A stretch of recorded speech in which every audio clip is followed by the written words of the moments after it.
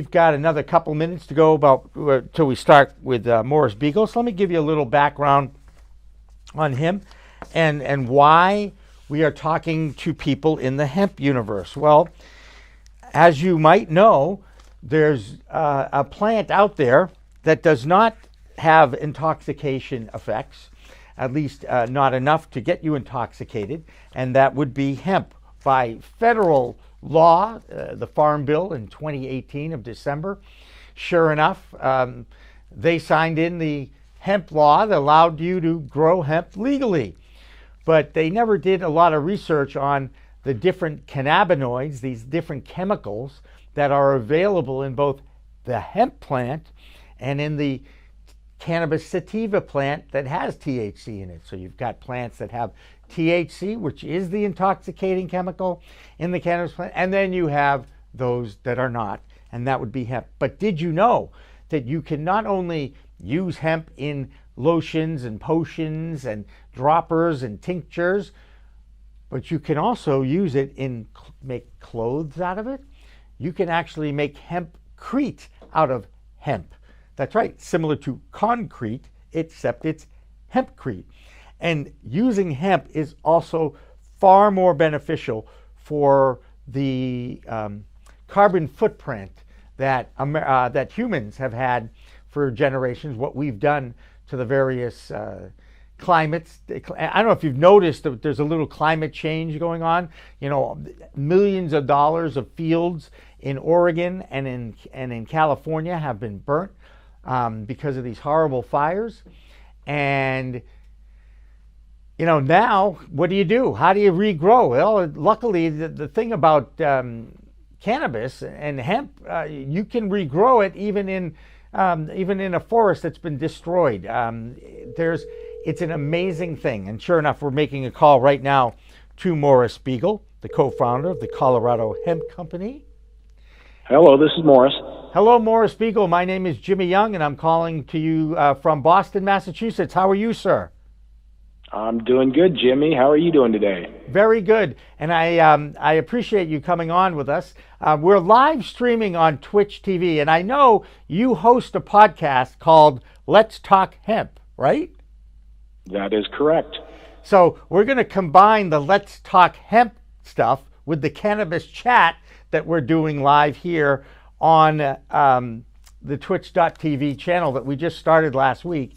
And I really do appreciate you coming on and playing along a little bit with us as we talk about the benefits of hemp, its many uses, and how our federal government is doing the best job they can of screwing up a new industry. Would that be an accurate statement, Morris? I would say that that's pretty right on there, Jimmy. Well, that's cool. Well, I appreciate it. So my podcast, Morris, is called In the Weeds with Jimmy Young. So what we're going to do now is I'm going to pretend that we're actually going to produce a podcast, but we're going to do it inside our live stream on Twitch, if that's okay with you. Fine with me. Terrific. Okay. So hi, everybody. Welcome to another edition of In the Weeds with Jimmy Young. And now we are joined by Morris Beegle. Let me tell you a little bit about Morris. He is the president and co-founder of the Colorado Hemp Company, and he's also been involved with hemp for many, many years. Morris joins us from Colorado. Where in Colorado are you located, Morris? I am located out of Fort Collins, Colorado, but I'm actually, right now, I'm in New York.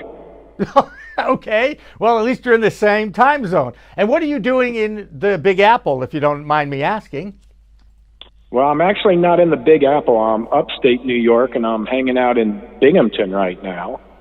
But I've been out here for the last couple of weeks. I'm out here with my girlfriend, and we went up with her family to Skinny Atlas Lake and hung out there for like 10 days. And then we went up to Saratoga Springs and Lake George, and we actually got out of Colorado during this whole fire thing that's going on out there. And we've got terrible breathing conditions, and it's been nice here in New York. Upstate New York is beautiful, and I'm I'm actually glad to be out here. Absolutely, don't blame you at all. And did you escape that strange 70-degree range in temperature day that happened in Denver a few weeks back, where you had some snow, if I remember correctly?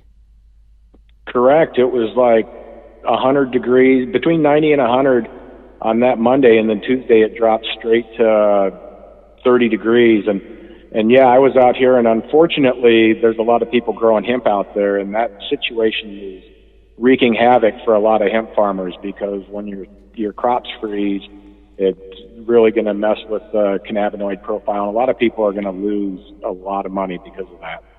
And you know, it's amazing, Morris. Like, there wasn't enough challenges to trying to start a new industry with all the different regulations that everyone, either in the cannabis sativa world or the hemp world, were involved with. Now you've got to deal with climate change and these fires and the destruction of crops.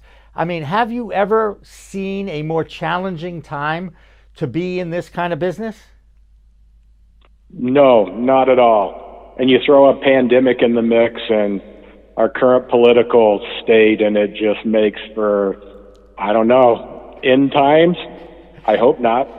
I will tell you this. I know you feel this way. 2020 can't get over fast enough. Am I right? That is correct. Let's talk about the future of hemp and what's going on in Washington, D.C., too, right now. I always make fun of Senator Mitch McConnell, because I really don't think he really understood, or maybe he did and I'm the dumb one, exactly what was involved with turning that farm bill in 2018 into law without having any kind of a plan for what to do with some of the cannabinoids that can be extracted from full spectrum plants, whether they be hemp or THC-based cannabis sativa. Again, I have no idea why he did it, but I'm glad he did, because it allows us to at least talk about this and accept the fact that there is actually a big difference between these two plants. And it has to do with the amount of THC, the intoxication chemical that is in the cannabis sativa plant.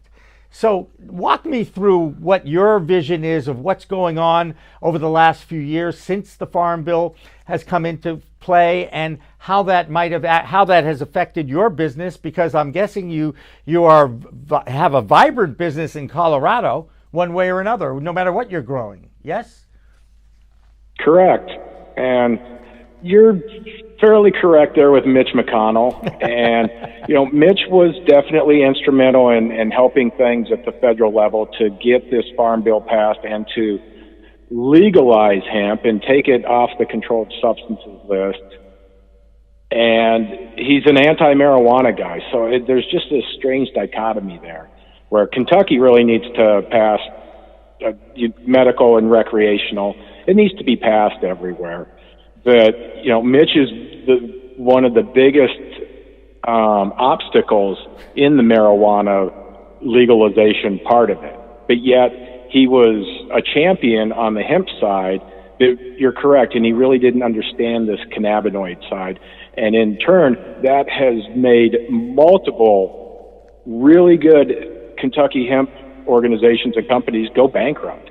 Right. The things that he was pushing for to make Kentucky a leader, all of a sudden, because there's this crap with the FDA and the USDA, and the DEA has still got their mitts involved in all of this, when they're actually supposed to be out of it. I mean, that was the whole point. Get the DEA out, let the USDA manage this crop like any other agricultural crop, corn, soy, wheat, strawberries.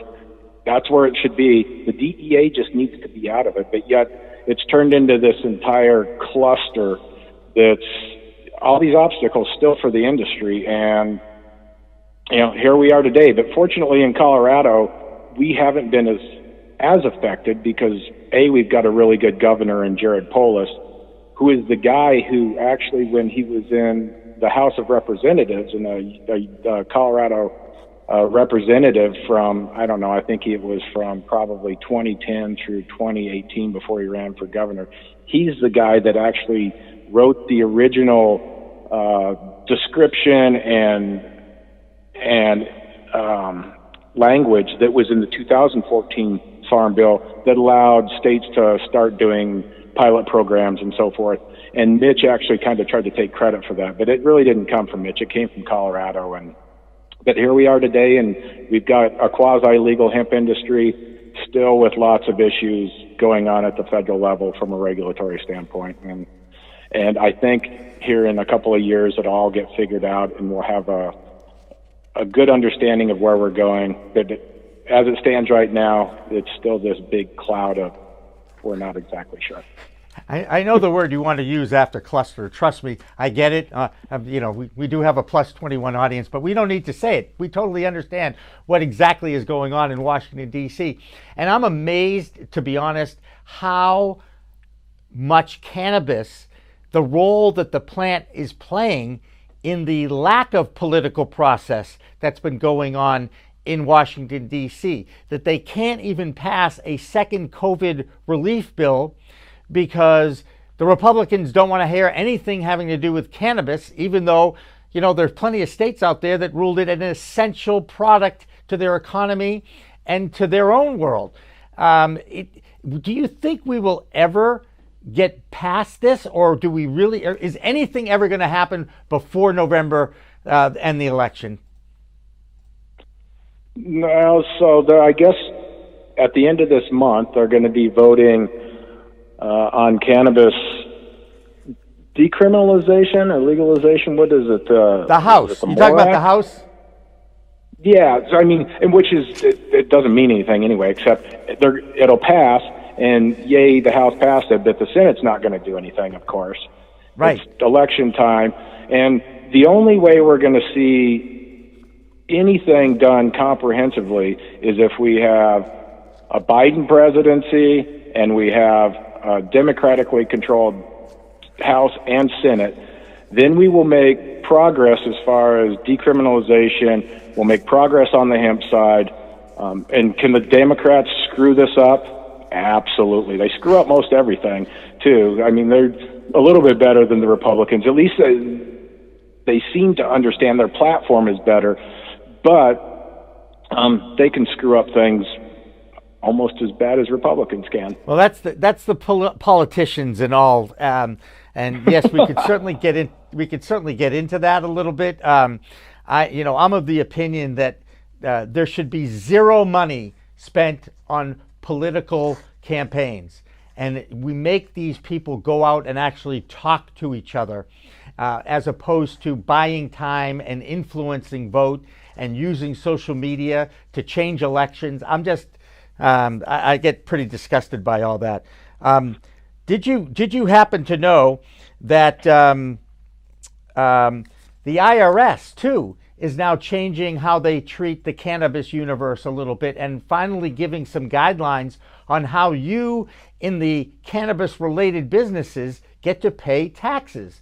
There's now a Q&A, I guess, available online at the irs.gov website, and like I said, how challenging? Where does a hemp business do its banking?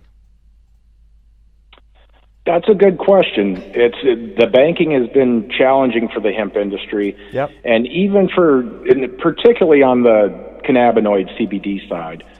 We have been pretty lucky because we produce events. We've got a hemp paper company. We do hemp merchandise. We do hemp guitars, and we're like traditional industrial hemp, and we're an event company. We've got a media platform, and we really haven't faced challenges until this year. We were with Wells Fargo, and I'm going to break this news to everybody right now because we haven't said anything, but Wells Fargo came to us and personally said, close down my account and my partner's account and our business accounts and my partner's mom's account because my partner was associated with her, and my partner's daughter's account. Because, and they didn't say why. They don't have to give a reason. Right. It's because we're in the hemp industry. Right. And we've got this, WAFBA is our parent company. We are for Better Alternatives. Yep. And we did this specifically so we didn't have the word hemp in our banking, right, or CBD or anything. But eventually because of who we do business with, they found out what we're doing.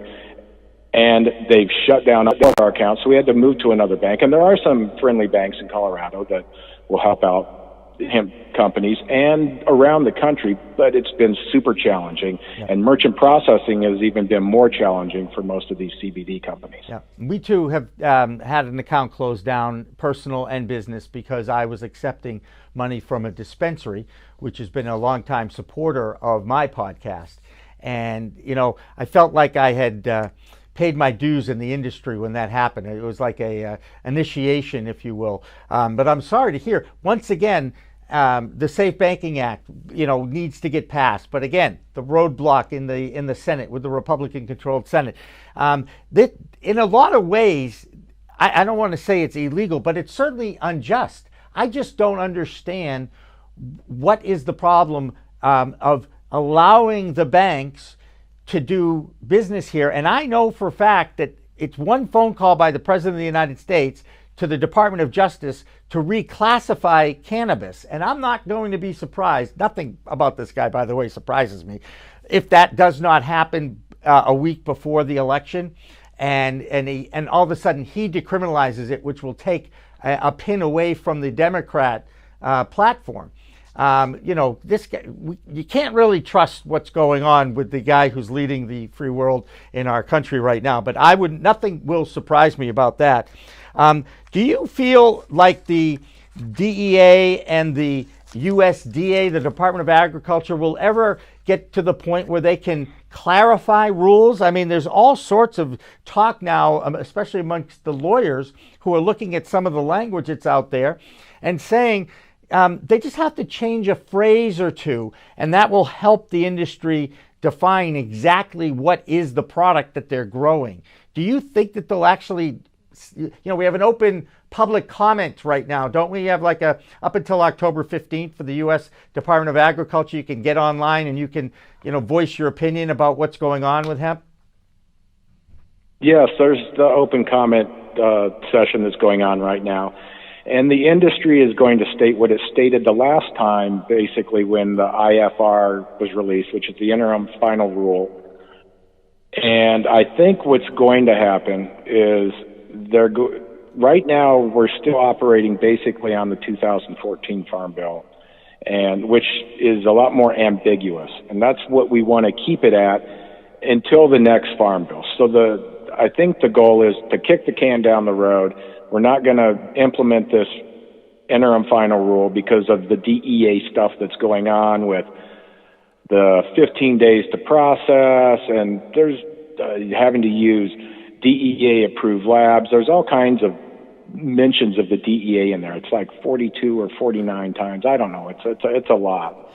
And I think it's going to take an act of Congress to make some clarifications as to we're not going to do this, we're not going to do this, and it'll get cleared up, and hopefully during all that, we're going to raise this 0.3% percentage to 1%, so it takes a lot more burden off the farmers.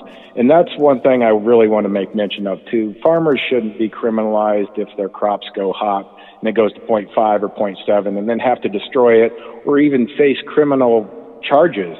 Why do we want to punish farmers for trying to grow a crop that's beneficial for human health, animal health, planetary health, when that minuscule amount of THC can be remediated downstream in processing and manufacturing? So by the time it goes to the consumer for consumption or an animal for consumption or even topicals, it's going to be compliant under FDA guidelines.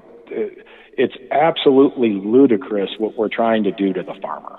No question about it. It's one of the biggest injustices going on in our economy right now. And Lord knows the economy could use a little help. And I think why hurt the farmers? You know, again, they've had enough to deal with, let's just say, right?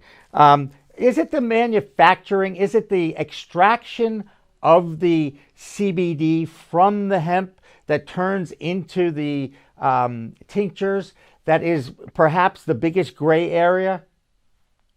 Yes, for sure. So when you extract all the oil from the flower, yep, and it's concentrated, so that's going to bring it above this 0.3% dry weight. Now it's wet and it's highly concentrated. And then when you create products with it, then it gets diluted. And you can also completely remediate that THC out so it's THC free and still remains broad spectrum. But there's all kinds of things that can be done in the processing and the manufacturing process at this point in time. And it will, all of this extracted material is going to be hot the way the DEA is looking at it. So all of that would be illegal. And then they could go in and arrest all these processors for something that's not ever going to go to the consumer. It's just this intermediary step that's going to be fixed by the time it gets to the shelves. Right, and it's interesting. Law enforcement and district attorneys don't even want to deal with this either. They don't want to deal really. So to me, getting it descheduled or unscheduled even would accomplish a lot here, because wouldn't that immediately take the DEA out of the equation? Yes.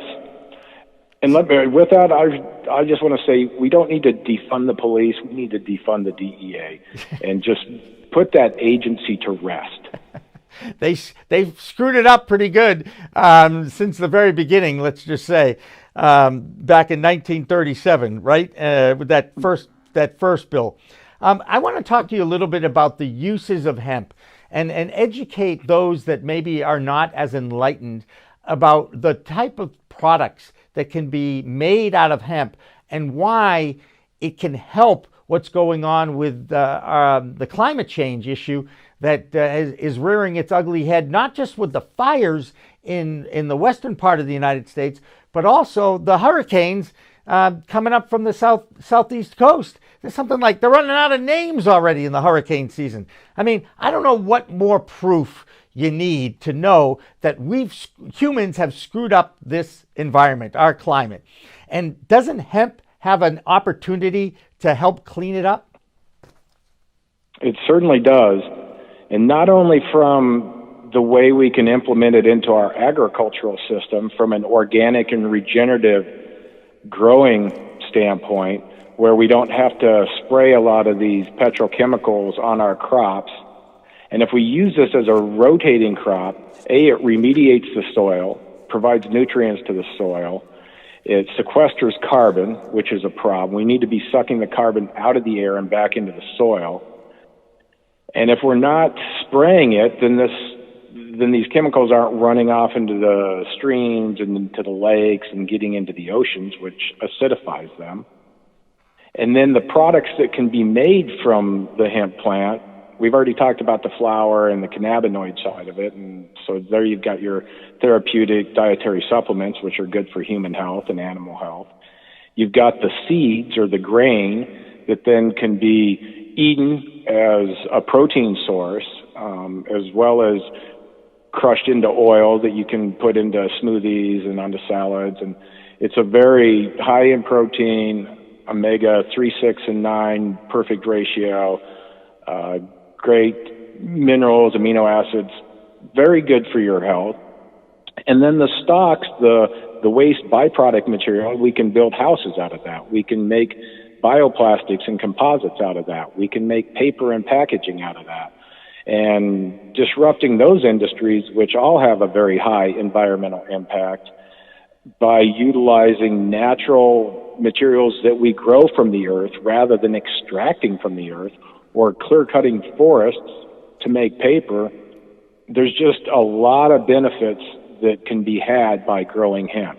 And by rotating it into corn and soy and these monocrop agricultural systems that, again, are destroying our topsoil, that are wreaking havoc on our environment. And we certainly, I don't know how many more examples you need of that. Go back to hemp as a building source, because I understand, I think do you know who John Dvorak is locally here? Oh, yeah. John is the best, as I like to say. And he's like... Explain. Why is he the best? And I'm sure he heard that. Well, he definitely follows us, and I've met John. I've done a feature on him. And by the way, when we booked you, I checked out you. I said, "Hey, who's this guy Morris? Do you know him, John? Because John's my go-to hemp guy, And unfortunately, I was actually invited him into the studio, but he wasn't able to make it. But he talks about hempcrete, right? Is there not a way to create building materials out of hemp? Yeah, and we've been building houses and structures out of hemp for hundreds to thousands of years. Hemp has been utilized in the building process for a long, long time, and they're doing it a lot in Europe at this point, and we're just getting going on it in the United States. And there's been several dozen structures that have been built utilizing hemp, from the walls where you would use hempcrete, or plaster, or insulation, or paneling. And there's a variety of materials that are in the house that can all be made out of hemp, or at least have hemp as a main ingredient within whatever that material is. And you made some comments earlier about the benefits to the pet world. And everyone seems to, I think we spend more money on pets than we do almost on our own education system. There's probably something wrong there. But what benefits have you found, and what benefits that pets get from taking some kind of either CBD and hemp concoction? I don't know how else to describe it. With the pet world, it seems to be more of pets that have pain issues or kind of arthritis issues. Maybe they've got appetite issues. That's where I would say that a lot of that is. And then beyond kind of the pet market, you've got the animal feed market and eating hemp meal, which is made from pressing the hemp seeds. It's like a byproduct of human food, where you press the hemp seeds, and then you've got these shells that would, in turn, you could make protein powder out of. But that's also a hemp meal that can be mixed in for animal food, for whether that's horses or cows or pigs or chickens. And right now there's a group called the Hemp Feed Coalition that's working with the FDA and trying to go through all the processes with the agencies to get this as an approved feedstock, which has already been done in Canada. It's been done in Europe. But here in the United States, we like to make sure that we do things over and over again, even though it's been proven in other parts of the world. So we like redundancy here. Yes, we do. Well, especially if it works. Part of your business has been events and having trade shows and conventions. And needless to say, COVID-19 has pretty much shut down every trade show, with or without THC. I know you've gone over to a virtual side of things. Can you put a percentage on how much different it is? And I'm guessing you've lost quite a bit of money, at least projected revenue, with no conventions. Yeah, so we had the NOCO Hemp Expo scheduled for the end of March, and we were out at Expo West at the beginning of March, which is a huge natural products expo. And when we were out there, they actually canceled the event, and that was the beginning of the cascade. Mm-hmm. The following week, South by Southwest canceled, and then we canceled, and then the NBA canceled, and then it was like everything was canceled. So we immediately pivoted right into the cloud and did an Earth Week virtual event, which was a conference and a trade show. We had virtual exhibitors, and we had a pretty good attendance. We jumped into doing panels and keynotes and had a bunch of recorded content up there and networking areas. And we did it again in summer for summer solstice. And it's been good because that's really the only option that we've had. But I'm sure you've seen a lot of people are putting on these virtual conferences and trade shows now, and we're trying, but there's just a missing component where you just don't have this face-to-face and this interaction, and it's not the same thing. No. And I've been doing events for a long time. I come from the music business, and seeing what's happened to the music industry and live events and that sort of thing. I mean, we have to get back to in-person events. I don't think that we can survive for that much longer just hanging out in the virtual realm. I think it's a good thing that we can do right now. It's a way for us to stay connected, but there's just this lacking component of it, and it can only go on for so long. Well, I mean, I think it can only go on as long until we get some kind of a vaccination program going. And I mean, the statistics about when that might happen get more and more dire every day if you keep track of all that, and I'm sure you do. So you're missing that human element when you go online and you try to meet someone on a virtual basis, as opposed to where you can actually communicate with them face to face. And it's something, as an educator, I've preached for many, many years, that the power of the in-person meeting and the power of the referral, the personal referral, and also basic communication techniques, where most communication, some will say as much as 90% of communication, is nonverbal. And now you're actually putting more communication pressure on humans to be better at it verbally than actually using hand expressions or eye expressions, or your whole body language kind of disappears when you are on a flat screen. That too is a challenge, is it not? I would agree with that for sure. How are we going to get back to conventions, Morris? That's kind of the bigger question. I think we're going to get there, and it's funny, right now this week in Colorado, where our trade show is, it's at the National Western Complex. There is a gem and mineral show going on, and it's a 10-day event, and they've spread it out. There's like 7 different spaces they're using, and so there actually is a live in-person trade show and conference going on right now at where we're going to be doing ours in March, because we kicked it down the road. We kicked it to August, and then we had to kick it back to next year. So we're not doing any in-person events this year on any sort of scale. We have had a couple of small little industry gatherings where it's private, and it's just not that very many people, and it's got off the beaten path and off the radar. But I think that you're going to see trade shows coming back across the country, and there'll be new protocols, socially distanced, you'll have masks, and there will be capacity limitations, but it is coming. So I'm excited about that. Yeah, no, I would think it's also, and like anything in your business, another challenge to deal with, the masks, the social distancing, whereas you used to have booth after booth after booth. I'm going to guess you're going to go booth empty, at least on the floor plan, and then probably have to have more real estate to just have exhibitions of like 250 people instead of in one area packed in, like you're saying that is going on already in Colorado, multiple venues, having them spread out at different places and maybe even different times. That's got to be the only way to make it work. Yeah, you think?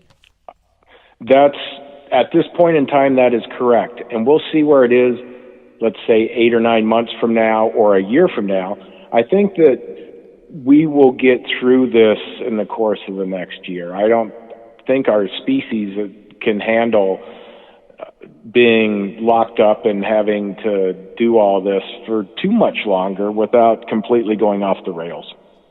Right. Oh no, most people are a little off the rails now already, and you're seeing it in college campuses everywhere, that they've opened up dorms and athletics, and all of a sudden they've had to shut it right back down again because you're expecting young adults to understand the challenges, and it's polar opposite to the human element, let alone the college student element. And I don't know if you have family or any college-age kids, but I can tell you, my kid's 30, but I don't think I would have sent him back to college this semester.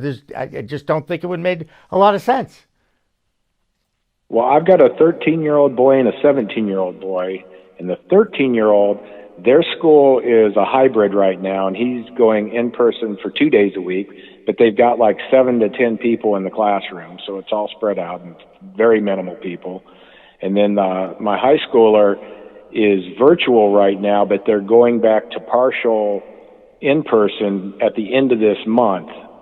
and it's going to be probably fairly similar, where it's limited capacity per classroom of 10 or 15 people instead of 30 or 40 people.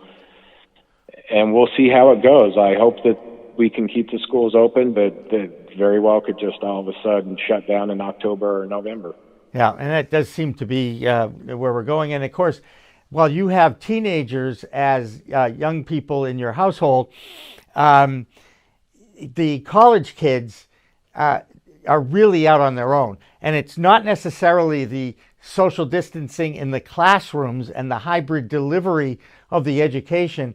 It's the off-hour socialization that has reared its ugly head. And for some reason, there are people out there who are actually surprised at this. And I'm like, how can you be surprised at this? This is normal of behavior of 18 to 22-year-old kids. Yeah, they're going to go out, they're going to drink, and they're going to smoke weed, and they're going to hang out in crowds, and that's just the way it is. And I don't know, how you're ever going to enforce that at any time. And I too have tried to just limit my socialization to small groups of 10, maybe 12, 13, as long as I know that they're all family members for the most part, and they've all quarantined and kept their distance away from others and all that. But I do see, and I think you're actually a little bit more optimistic than I am about when we might see trade shows and conventions coming back. I think that MJ Biz in December still is on as an in-person convention in Las Vegas, but I can't see how they're going to be doing that in December, especially if we're going to see another peak. And that does seem to be the predictions, no matter what the election turns out to be in November. Correct. I got their email, I think, last week. And right now they're planning on an in-person event as well as this hybrid virtual event. And they're trying to do things a little differently so they can do both. But I think it's going to be challenging for sure to see them pull off an event in Vegas. How many people are going to want to go to Vegas after the election, where here's the peak coming? I mean, here's winter coming, flu season's coming, and there could be a resurgence and another peak with COVID. So that's going to be very challenging for the MJ Biz folks. Yeah, and they're good folks. And I know Chris Walsh, and they do a great job out there. That was quite an experience. Last year, I did get to go to my first one, but Morris Beegle, I so appreciate you taking the time out on. Sounds like you're on a vacation, and I appreciate that. And I know you're enjoying the crisp air that has been a part of the Northeast over the last 72 hours or so. This past weekend in New England was just magnificent in so many ways, comfortable, dry air. And I do feel guilty sometimes about being in the Northeast when I look at the news and I see what people in Colorado and Washington State and California and Oregon are going through. I don't know how people live there knowing that the extremes of climate change can rear their ugly head and be on their front door really in a matter of days, if not hours. Yeah, it's pretty crazy what's going on out there for sure.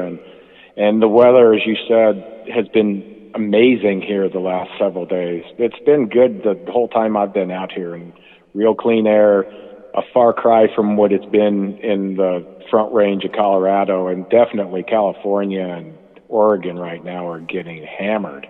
So thoughts and prayers and good energy to all those folks out there. Absolutely. And a plug for Let's Talk Hemp. Tell me, I'm guessing it's distributed in all our favorite podcast distribution networks. Yep, it's on YouTube, it's on Spotify, it's on iTunes, and actually we're taking a break right now, and I'm going to launch a new season here, hopefully in October. It might be in November, unless I kick it into next year. I'm been kind of taking a break and just jumping on other people's programs and talking about whatever they want to talk about, like we did today. And I'm having a good time doing this.